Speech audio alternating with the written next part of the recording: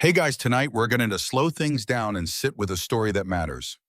Meet Maya Ellison, a 32-year-old black woman, stepping into her first day as an English teacher in Atlanta's gleaming Rosemont High. Behind her warm smile lies a steely resolve honed by years of Taekwondo mastery and a childhood marked by overcoming prejudice. She's here to teach more than literature. She's here to inspire courage in a school where privilege often masks cruelty. Before we begin, please like the video and subscribe, but only if stories like this truly move you. Comment your city and the time you are watching. Now close your eyes or don't, it's your choice. Either way, you're about to witness something real. Maya Ellison steps out of her modest blue sedan, parked at the edge of Rosemont High's faculty lot, her shadow stretching long across the asphalt in the early September light. The Atlanta morning hums with the distant buzz of cicadas and the chatter of students spilling from yellow buses. Her navy blazer is crisp, her glossy curls neatly pinned, and her rich brown eyes shine with a quiet hope. In her hand, a worn leather satchel holds lesson plans she's pored over for days, each page a testament to her dream of shaping young minds. But beneath her composed exterior, a flicker of nerves dances today as her first day in a school known for its academic prestige and its unspoken hierarchies. She inhales deeply, the air thick with Georgia's late summer warmth, and strides toward the glass-fronted entrance of Rosemont High. The building gleams its red brick facade and manicured lawns, a symbol of suburban pride. Yet Maya knows from whispered warnings during her interview that beneath this polished surface lies a culture of unchecked privilege where wealth and status shield the powerful.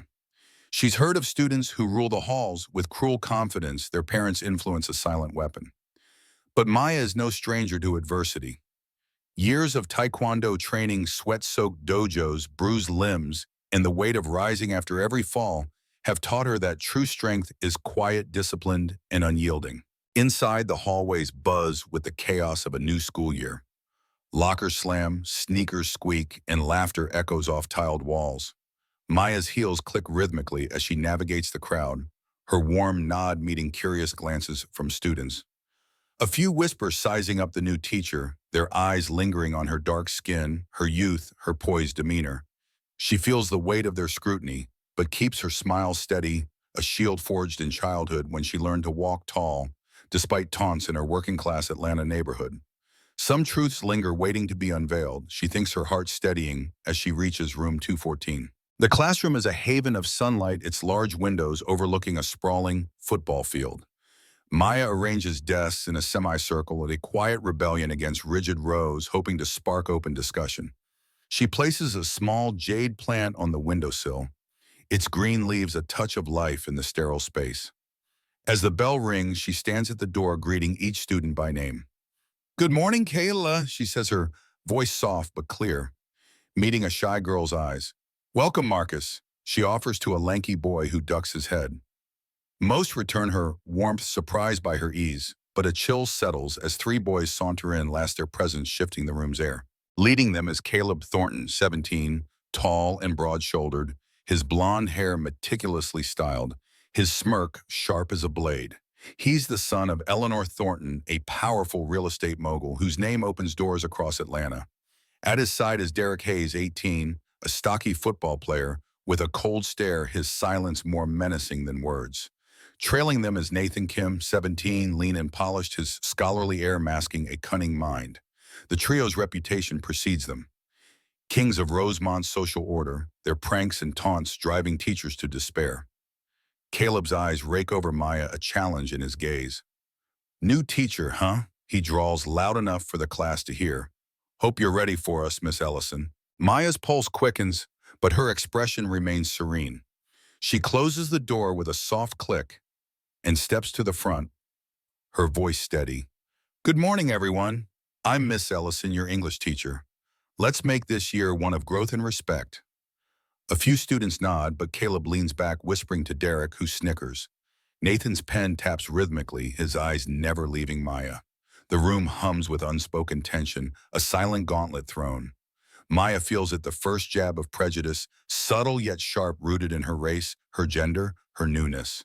She clenches her hands behind her podium, but holds her silence, her Taekwondo training whispering patience. She launches into her lesson, a discussion on "To Kill a Mockingbird," weaving themes of justice and courage into her words.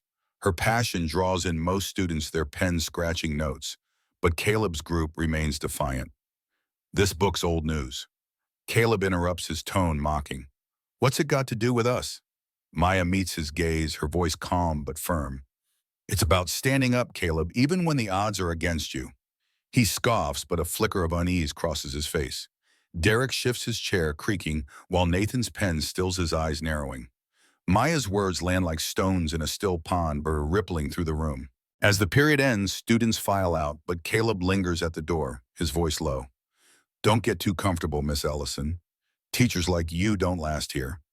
The words sting, laced with racial undertones, but Maya's face betrays no flinch. I'm here to stay, Caleb, she replies, her tone, even her eyes locking with his. He smirks and saunters off, Derek and Nathan in tow, their laughter echoing down the hall.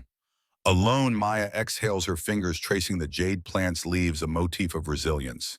She knows this is only the beginning, a test of her strength in a school where privilege wields power like a weapon. The rest of the day unfolds in a blur of classes, but Caleb's words linger, a shadow over her hope. She notices small slights, a student's whispered, "She's too young," in the hall, a colleague's hesitant smile in the staff room. Rosemont's culture, she realizes, is a tapestry of wealth and exclusion, where Black women like her are often seen as outsiders. Yet Maya's heart remains anchored. She thinks of her mother, a nurse who worked double shifts, teaching her to rise above scorn. She recalls her Taekwondo sensei, his voice steady. Strength is not force, Maya, it's endurance. These lessons pulse within her, a quiet fire. By afternoon, Maya sits at her desk, sunlight slanting across her lesson plans. She jots a note to herself. Reach the quiet ones first. She's seen the students who shrink from Caleb's gaze, their eyes downcast, their voices hushed. They remind her of herself at their age, navigating a world that tried to dim her light. She vows to be their ally, to show them courage is not loud, but steadfast. Outside, the football field hums with practice, the distant thud of pads, a reminder of Rosemont's obsession with status. Maya's gaze drifts to the jade plant, its leaves catching the light. It's a small thing, but it grounds her, a symbol of growth in hard places. As she packs her satchel, a janitor passes her door, his nod warm but weary. Tough first day, huh? He says, his voice thick with Atlanta's drawl. Maya smiles, genuine, just getting started. He chuckles, moving on, and Maya feels a spark of connection in the vast, gleaming school. She steps into the hall, her shadow trailing her, long and unyielding. The prejudice she's felt today is subtle, a whisper of what's to come, but Maya is ready. Her strength, honed in dojos and rooted in her past, is a quiet force waiting to shift the tides of Rosemont High. Maya Ellison steps into Rosemont High's bustling hallway, the second week of school, alive with the hum of locker slams and hurried footsteps. The Atlanta morning carries a crisp edge, the first hint of fall, but the air inside feels heavier, charged with the weight of unspoken challenges. Her navy blazer is sharp, her leather satchel slung over one shoulder, and the jade plant on her classroom windowsill remains her quiet anchor, its leaves catching the sunlight like a promise. Yet Maya senses the shift, a subtle tightening in the glances of students, a whisper of judgment trailing her like a shadow. Caleb Thornton and his crew, Derek Hayes and Nathan Kim, have begun their campaign, their prejudice sharpening into something deliberate, rooted in her race and gender, a test of her place in their world. In room 214, Maya greets her students with the same warmth, her voice steady, as she dives into a lesson on the crucible, drawing parallels to fear-driven judgment in modern life. Fear can twist truth, she says, her eyes sweeping the room, lingering on a shy girl, Lena, who clutches her notebook tightly. Most students lean in, pens moving, but Caleb's group at the back radiates defiance. Caleb slouches, his smirk ablaze, while Derek's chair creaks under his bulk, his stare cold. Nathan's pen taps a calculated rhythm, his scholarly facade masking a mind already plotting. Sounds like you're preaching, Miss Ellison. Caleb drawls, his voice loud, laced with mockery. What's truth got to do with a place like this? A few students shift uncomfortably, but Maya's smile holds her response calm. Truth, Caleb, is what we uncover when we face our fears. Her words are soft, but pointed, a ripple in the room's tension. After class, Maya lingers at her desk, jotting notes on students like Lena, whose quiet strength mirrors her own at that age. She's determined to reach them, to show them resilience in a school where privilege often silences the vulnerable. But as she steps into the faculty lot at dusk, her heart sinks. Her blue sedan parked under a sprawling oak bears deep, jagged scratches along its driver's side.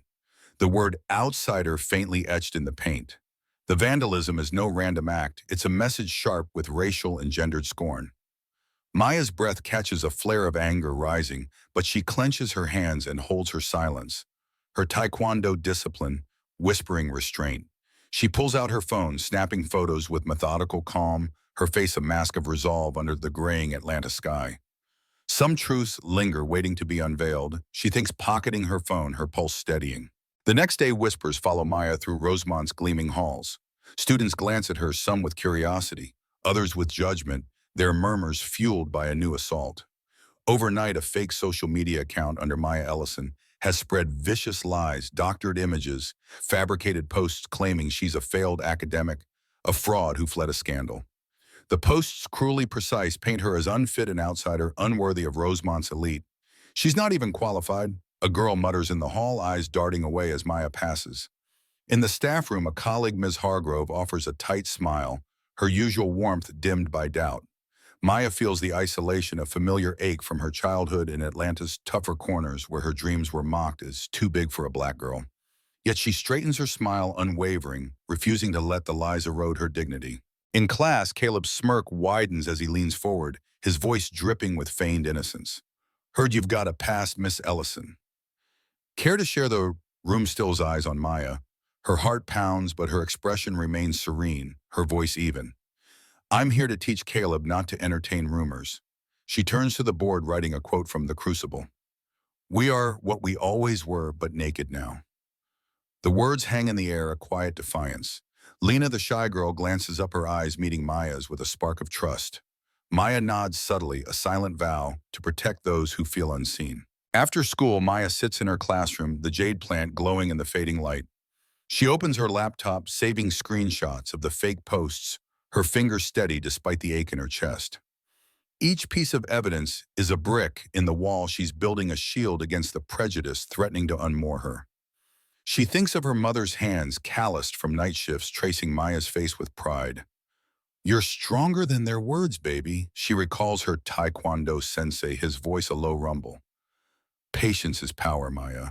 These memories ground her, fueling her resolve to endure, to fight not with anger, but with quiet, unyielding strength. The harassment escalates. A note slips under her classroom door, unsigned but unmistakable. "Leave or it gets worse." Maya's fingers trace the jagged handwriting, her jaw tightening, but she tucks it into her satchel, another piece of her growing arsenal. In the halls, Derek's looming presence feels more threatening, his shoulder brushing hers with deliberate force as he passes. Nathan's polite, "Good morning, Miss Ellison," carries a chilling edge, his eyes glinting with calculation. Caleb's taunts grow bolder, his voice cutting through class. "Why bother, Miss Ellison? You're not one of us." The words, heavy with racial undertones, sting, but Maya's response is a measured smile, her silence a weapon honed over years of rising above scorn. She channels her energy into her students, spending lunch hours with Lena and others who hover at the edges of Rosemont's social hierarchy. "You have a voice," she tells Marcus, a lanky boy who flinches at Derek's glare. "Don't let anyone steal it." Marcus nods, his shoulders straightening, and Maya feels a flicker of hope. These moments, small but profound, are her rebellion against the cruelty seeking to define her.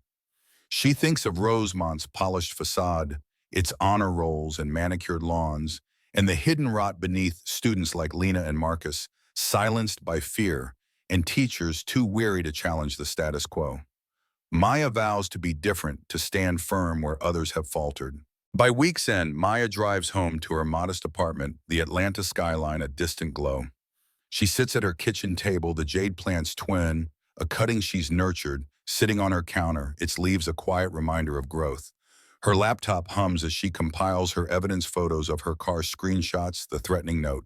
Each click is a step toward justice, a refusal to be broken. She thinks of her childhood, the taunts that once made her shrink, and how Taekwondo taught her to stand tall. "You don't fight to destroy her," Sensei said. "You fight to protect." Maya's fight, she knows, is not just for herself, but for every student who feels unseen, every soul diminished by Rosemont's toxic culture. As she closes her laptop, the city's hum filters through her window. Car horns, distant laughter, the pulse of Atlanta at night. Maya's reflection in the glass is steady, her eyes alight with purpose. The prejudice she faces is a storm, but she is no stranger to storms. Her strength, forged in sweat and silence, is a quiet force gathering like clouds before a reckoning. She traces the jade plant's leaves, their coolness grounding her. Caleb, Derek, and Nathan may think they've cornered her, but Maya Ellison is playing a longer game, one where patience and truth will shift the tides of Rosemont High. Maya Ellison moves through Rosemont High's gleaming corridors, the third week of school, cloaked in a deceptive calm. The Atlanta air carries a sharper Bite Falls approach, painting the oaks outside in faint gold, but inside the atmosphere crackles with a growing undercurrent of suspicion. Her navy blazer is immaculate, her leather satchel, a steady weight, in the jade plant on her classroom windowsill, stands resilient, its leaves a quiet beacon in the storm brewing around her. Caleb Thornton, Derek Hayes, and Nathan Kim have escalated their campaign, their racial and gender-based prejudice, weaving a web of lies that threatens to unravel Maya's place in this suburban fortress. Yet her resolve, forged in Taekwondo dojos and rooted in a childhood of rising above scorn, burns brighter, a silent vow to protect those caught in the same net of cruelty. In room 214, Maya stands before her class, her voice warm but measured as she unpacks. Their eyes were watching God, its themes of self-discovery resonating with her own journey. Janie finds her voice. She says her eyes lingering on Lena, the shy girl whose notebook is a shield, and Marcus, whose gaze flickers with cautious hope. What's your voice saying? Most students lean in their questions, tentative but earnest, but Caleb's crew at the back radiates malice. Caleb's smirk is a blade, Derek's crossed arms a wall, and Nathan's polite nod, a mask for his cunning. Voices don't matter here, Caleb mutters loud enough for the room to hear his tone dripping with racial disdain. Not yours anyway, Miss Ellison. The words land like a slap, but Maya's smile holds her response soft yet sharp. Every voice matters, Caleb, if you're brave enough to listen. A few students glance at her, admiration flickering, but the tension hums a prelude to something darker. After class, Maya lingers at her desk, her laptop glowing with the latest assault, a barrage of fake social media posts now viral among Rosemont students. The lies have grown bolder, doctored emails claiming Maya falsified her credentials, whispers of a criminal past in Atlanta's rougher edges. She's a con, a boy, hisses in the hall, his eyes darting away as Maya passes. In the cafeteria, Lena hesitates before sitting with her, her voice trembling. Miss Ellison, is it true you ran from something? Maya's heart aches, but her gaze is steady, her hand resting gently on Lena's. Lena, truth doesn't hide forever. I'm here because I believe in you. Lena nods, tears brimming, and Maya feels a spark of connection, a lifeline in the swelling tide of doubt. The isolation deepens. In the staff room, Ms. Hargrove's conversations with Maya grow clipped, her eyes avoiding Maya's. A janitor, once warm now, offers only a curt nod. The lies orchestrated by Nathan's calculating mind have seeped into Rosemont's fabric, painting Maya as an outsider unfit for its polished halls. She feels the weight, a familiar echo of her childhood in Atlanta's working-class streets, where her dreams were mocked as too grand for a black girl. Yet Maya clenches her hands and holds her silence, her Taekwondo discipline, a quiet anchor. Some truths linger, waiting to be unveiled. She thinks, saving every hateful post, every whispered rumor, her evidence growing like roots beneath the surface. The harassment sharpens. One morning, Maya finds her classroom door defaced, the word fraud scrawled in black marker, its jagged white letters a taunt. Students whisper as they enter, their eyes darting between the door and Maya's calm facade. Caleb leans back, his voice cutting through the hush. Rough day, Miss Ellison. Maybe you should quit while you're ahead. Derek snickers, his bulk shifting, while Nathan's pen taps, his eyes glinting with satisfaction. Maya's pulse races, but her voice is even. I'm here to stay, Caleb. Let's focus on the lesson. She erases the marker with steady hands, her movements deliberate, a silent defiance that draws a nod from Marcus, his shoulders straightening. Maya pours her energy into her students, carving out time for those silenced by Rosemont's hierarchy. After school, she hosts a study group in her classroom, the jade plant glowing in the late light. Lena, Marcus, and a quiet girl, Sophia, gather their voices, hesitant, but growing bolder as Maya guides them through essay drafts. Your stories matter, she tells Sophia, whose eyes shine with gratitude. These moments, small but profound, or Maya's rebellion against the prejudice seeking to define her? She thinks of Rosamond's gleaming facade, its honor rolls masking a culture where wealth shields cruelty.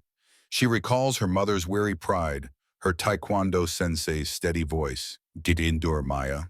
Then act. Type. These memories fuel her a quiet fire in the face of mounting scorn. The lies spread beyond the school. At a local coffee shop, a barista's smile falters as she recognizes Maya, her glance flickering to her phone where the fake posts circulate. Maya's chest tightens, but she orders her latte with a warm nod, refusing to shrink. Back at her apartment, she sits at her kitchen table, the jade plant's twin on her counter, its leaves a touchstone. Her laptop hums as she compiles evidence, screenshots, photos of the defaced door, a recorded voicemail from an anonymous caller hissing, "Leave Rosemont." Each piece is a step toward justice, a refusal to be broken. She thinks of her childhood, the taunts that once made her flinch, and how Taekwondo taught her to stand tall. "You fight to protect her," Sensei said. And Maya's fight is for Lena Marcus. Sophia, every student diminished by Caleb's reign. By week's end, the pressure is a constant hum, but Maya's resolve deepens. In class, she notices Lena's notebook now filled with bold handwriting and Marcus's tentative smile as he answers a question. These small victories anchor her proof that her presence matters. Yet the Bullies' campaign grows bolder. Derek's shoulder brushes hers in the hall, a deliberate shove, masked as an accident. Nathan's polite, "Good afternoon." Miss Ellison carries a chilling edge, his eyes promising more. Caleb's taunts escalate, his voice ringing out in class. "Why bother teaching us? You're just a nobody here." The words, heavy with racial and gendered scorn, sting, but Maya's response is a measured smile, her silence a weapon honed over years of rising above. One evening, Maya drives through Atlanta's sprawling suburbs, the skyline a distant glow. She stops at a park, it swings empty under the dusk, and sits on a bench, the jade plant's image in her mind. She thinks of her mother's hands tracing her face. "You're stronger than their lies, baby." She recalls her sensei's lessons, the sweat and bruises that built her strength. The prejudice she faces is a storm, but Maya is no stranger to storms. Her strength, quiet and unyielding, is gathering a force that will shift Rosamond's tides. She rises her shadow long in the fading light and heads home ready for the battle ahead, her heart alight with purpose. Word count 1542. Awaiting continue. Section 4, the breaking point. Maya Ellison strides into Rosemont High, the fourth week of school, heavy with the weight of an impending storm. The Atlanta morning is crisp, the sky a bruised gray mirroring the tension that hums through the hallways. Her navy blazer is sharp, her leather satchel, a steady companion in the jade plant on her classroom windowsill, stands resolute, its leaves catching the muted light. Caleb Thornton, Derek Hayes, and Nathan Kim have woven a web of racial and gender-based prejudice, taunts, vandalism, and vicious lies that threatens to suffocate Maya's place in this suburban fortress. Yet her resolve, forged in Taekwondo dojos and rooted in a childhood of defiance, burns fierce, a quiet fire ready to ignite. Today, the battle she's fought in silence will break open a moment of poetic justice that will shift Rosemont's tides. In room 214, the air crackles as Maya prepares for a special class. Sophia, a quiet Mexican-American student, is set to present her essay on overcoming cultural barriers, a milestone for a girl who spent years shrinking under Caleb's gaze.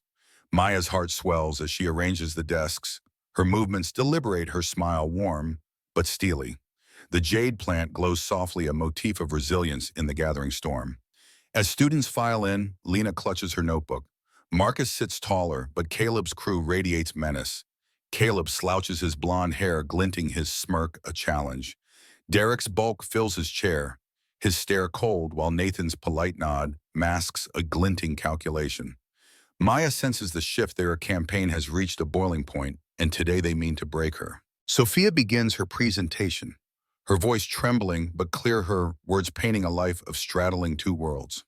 "I learned to speak up," she says, her eyes flickering to Maya, who nods encouragement. The room is hushed, students leaning in, but Caleb shatters the moment, standing with a mocking laugh. "Who cares about your sob story?" he sneers, his voice sharp with racial disdain. "Sit down, Sophia. You're wasting our time." Sophia freezes, her face crumpling, and the room tenses. Derek rises, his bulk looming, his grin cruel. "Yeah, enough of this," he growls.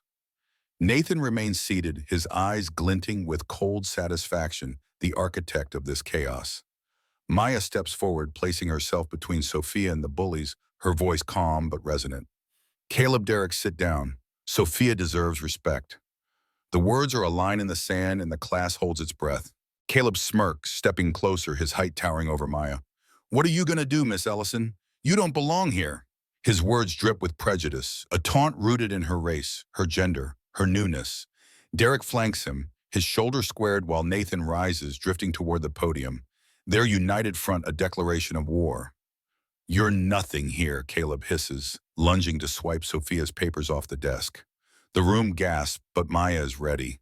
With the grace of years in Taekwondo, she sidesteps her movements fluid and seizes Caleb's wrist in a precise twist, guiding his momentum to send him stumbling sideways. Derek charges his bulk a threat, but Maya pivots, applying a controlled wrist lock that freezes him mid-step, his face twisting in shock. Nathan lunges from behind, but Maya anticipates spinning to unbalance him, with a subtle joint lock forcing him to brace against the desk. It's over in seconds. No punches, no harm, just a breathtaking display of mastery. The classroom erupts in stunned silence, every eye on Maya. She stands tall, her navy blazer catching the sunlight, her calm eyes blazing with authority. Caleb steadies himself, his face a mix of fury and humiliation. Derek's shoulders slump, his bravado shattered. Nathan's cool mask cracks his eyes wide with disbelief. I didn't want this, Maya says, her voice clear, cutting through the hush. But disrespect ends here. The words land like a gavel, and Sophia, trembling, looks at Maya with awe. Lena's hands unclench. Marcus's jaw drops, and the room hums with a new energy, a shift in power, a crack in Rosemont's toxic hierarchy. Maya turns to Sophia, her smile gentle. Please continue. We're listening. Sophia nods, her voice steadier, and resumes her words, now ringing with newfound strength. The bell rings, but the students linger, their whispers a mix of shock and admiration. Caleb, Derek, and Nathan file out their heads low, their rein fractured. Maya gathers her satchel, her heart pounding, but her face serene. She traces the jade plant's leaves, its coolness grounding her. Some truths linger, waiting to be unveiled. She thinks, her mind already turning to the evidence she's compiled, screenshots, photos, the defaced door. She knows this moment, though pivotal, is not the end. Caleb's mother, Eleanor Thornton, a real estate titan, will not let her son's humiliation stand. Yet Maya's strength, quiet and unyielding, is a force they've underestimated, a tide ready to reshape Rosemont High. Word of the showdown spreads like wildfire. By lunch, students cluster in the cafeteria, their voices buzzing. Did you see Miss Ellison? Girl whispers, eyes wide. She took them down without even trying. Lena, emboldened, sits with Sophia, their laughter a quiet rebellion. Marcus joins them, his usual flinch gone, replaced by a tentative grin. Maya, eating alone in her classroom, feels the shift, a ripple of hope in the school's undercurrent. But she also senses the storm gathering. Eleanor Thornton's influence looms, and Caleb's crew will not retreat easily. She opens her laptop, adding notes to her evidence, each click a step toward justice. Her mother's voice echoes, "You're stronger than their lies, baby." Her sensei's words resound, "Patience is power." These anchors hold her steady, a quiet fire in the face of what's to come. In the staff room, Ms. Hargrove approaches, her eyes softer now. "Maya, I heard what happened. You okay?" Her voice carries a hint of respect, a crack in her earlier doubt. Maya nods, her smile genuine. "I'm here for the kids, Ms. Hargrove. That's what matters." The older teacher pauses, then nods a silent acknowledgement of Maya's strength. Outside the football field hums with practice the distant thud of pads, a reminder of Rosemont's obsession with status. Maya thinks of Atlanta's history, its civil rights battles, its resilience. She's part of that legacy, a black woman standing tall in a space that seeks to diminish her. Her fight is not just for herself, but for Sophia, Lena, Marcus, every student silenced by fear. As the day ends, Maya drives through Atlanta's suburbs, the skyline a faint glow under the gray sky. She stops at her apartment, the jade plant's twin on her counter, its leaves a touchstone. She sits, her laptop open, reviewing her evidence, the keyed car, the fake posts, the threatening note.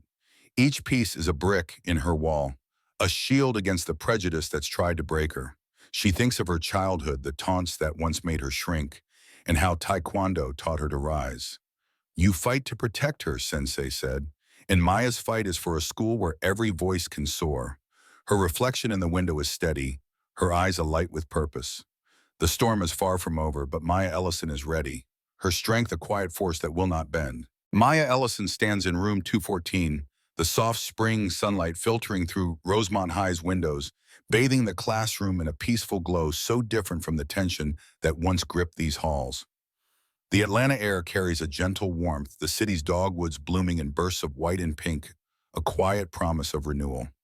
Her navy blazer is crisp, her leather satchel rests on her desk, and the jade plant on the windowsill thrives its leaves, a vibrant testament to resilience, a motif woven through her journey. Caleb Thornton, Derek Hayes, and Nathan Kim, once the architects of a campaign of racial and gender-based prejudice, now face the consequences of their actions. Suspension counseling and public apologies.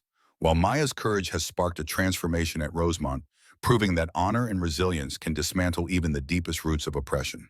Today, as the school year nears its end, Maya feels the weight of her victory, not as a triumph over enemies, but as a quiet restoration of dignity for those who needed it most. The aftermath of the classroom showdown unfolds swiftly. By the next morning, Maya is summoned to the principal's office, the air thick with anticipation.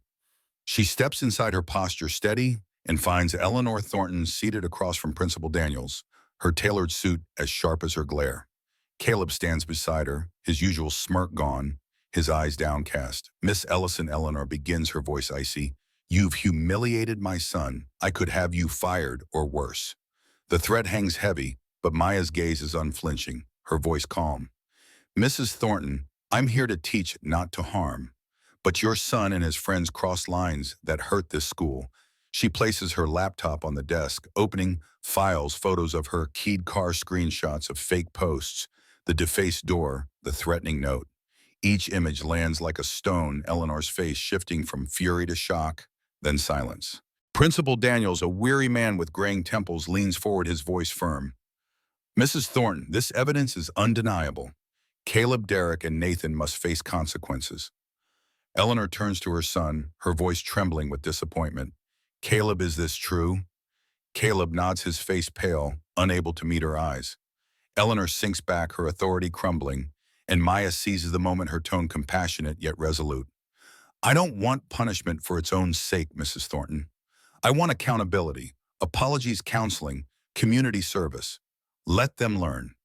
Eleanor hesitates, then nods, her voice soft. I agree, Miss Ellison. Caleb will comply. Maya exhales, her heart steady, knowing this is not revenge, but a step toward healing. The school announces its decision. Caleb, Derek, and Nathan are suspended for a month, required to attend counseling, perform community service, and write personal apologies to every student and teacher they've harmed. Caleb, once defiant, sits in the library, pen trembling as he drafts letters, his words halting but genuine, each one a reckoning with his cruelty. Derek, whose strength was once a weapon, spends afternoons repainting classrooms, his hands blistered, his silence heavy with reflection. Nathan, the cunning strategist, sits through therapy, his cool facade peeling away as he grapples with the harm his intellect caused. Maya watches from a distance, her heart a mix of hope and caution, knowing true change is a slow, fragile thing. Maya channels her energy into Rosemont's transformation. She launches a peer mentorship program, pairing students like Lena Marcus and Sophia Mihi with younger peers, fostering a culture of support. The jade plant becomes a symbol in her classroom, its growth mirrored in the students who now walk taller. Lena, once shy, leads discussions with confidence, her notebook filled with bold ideas. Marcus, no longer flinching, organizes a poetry reading, his voice clear. Sophia, emboldened by Maya's stand, shares her story at a school assembly, her words drawing tears and applause.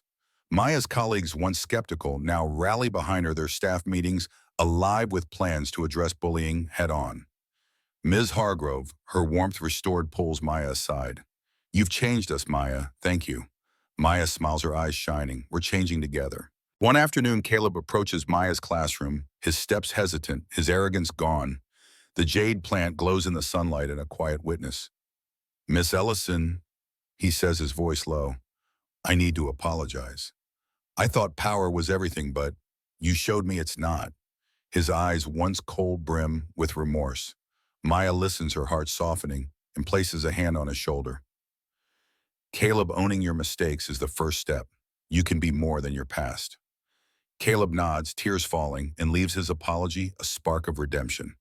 He joins the mentorship program, sharing his story to help others, his sincerity earning wary trust from peers.